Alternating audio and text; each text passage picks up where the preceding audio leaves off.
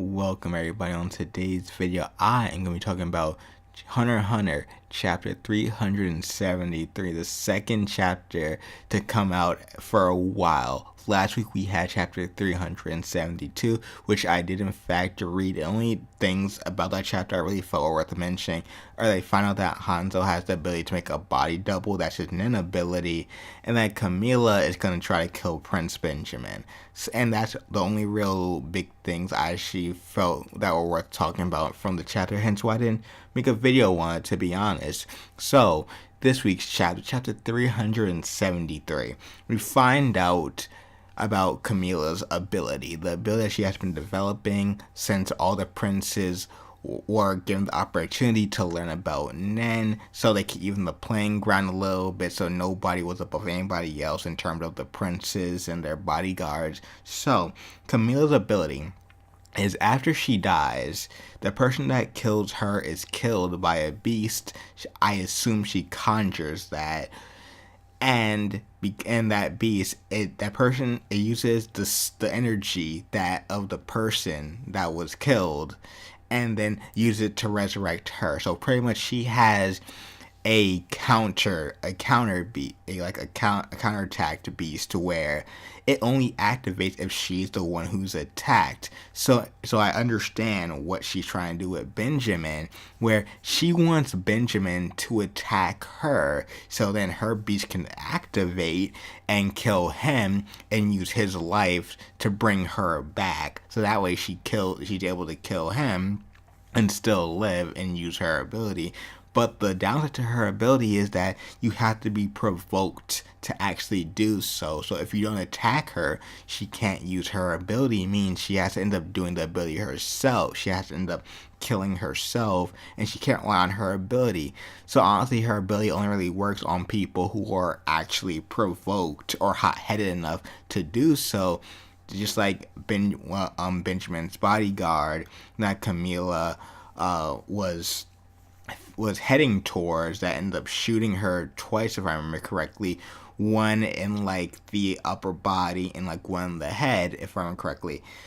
And because he attacked her, her ability was able to activate and counter that by taking his life to fuel her own and bring her back to life. So Camilla has essentially technically died, but because of her ability, she is technically back alive again, which I think is an interesting concept to come up with.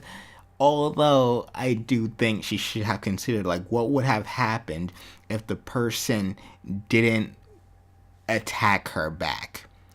What if she didn't provoke them enough? What if they were smart enough not to do so? Then what? Did she have a plan B? Because it seems like she didn't, because when she tried to get Benjamin to attack her, because she was about to shoot Benjamin, right?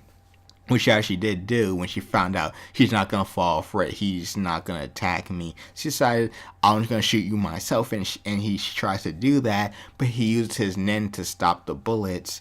So as they end up killing him, and then the guards, Benjamin's guards, are able to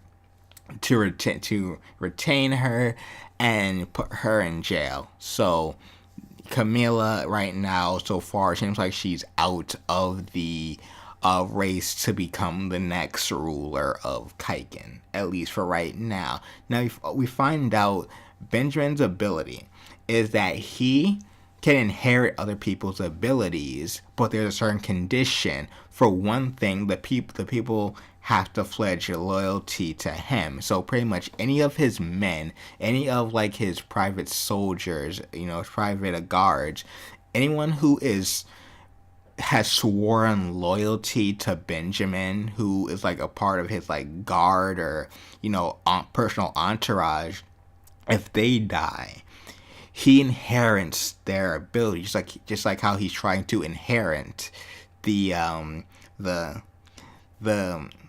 crown, to become the next ruler of Kaiken. He's trying to inherit that by winning this battle, pretty much. So his ability is very similar to that idea, where he's just inheriting other people's abilities, but they have to die and they have to fall under certain conditions to do so. Now you do find out that one of Benjamin's bodyguards has the ability to like create these, if I remember correctly, like these birds, I think it was, and they pretty much act as like what's the word? I want to say like a walkie-talkie, but it's like he creates these these things with Nen, right? And pretty much anyone he attaches them to, which he actually has to actually touch the person. And once he touches the person, he can only do 3 at a time. So, but once he touches somebody, he can activate that ability. So pretty much he can hear anything that they say or hear. And he has connected that to Benjamin, so now Benjamin can hear anything she says or anything that is spoken to her. So right now, Benjamin definitely has an advantage right now. Also, in the previous chapter, I almost forgot to mention, Kurapika was talking about how he feels like some of like the lower princes should actually team up, because if we think about it, how the fourth prince to the first prince, how they have influence. They're old enough. They've gathered influence. Their mothers have gathered influence. So they definitely have more individual power themselves. So for the younger princes who don't have the influence or like the people to back them up, they should team up. They should like form a group and like team up so they can at least stand a chance that way, you know. So so you have all the smaller princes teaming up together so they can somewhat try to equal up to the power like an individual higher prince has. But that hasn't happened yet, but Kurapika wants that to happen. He thinks that'd be a better idea.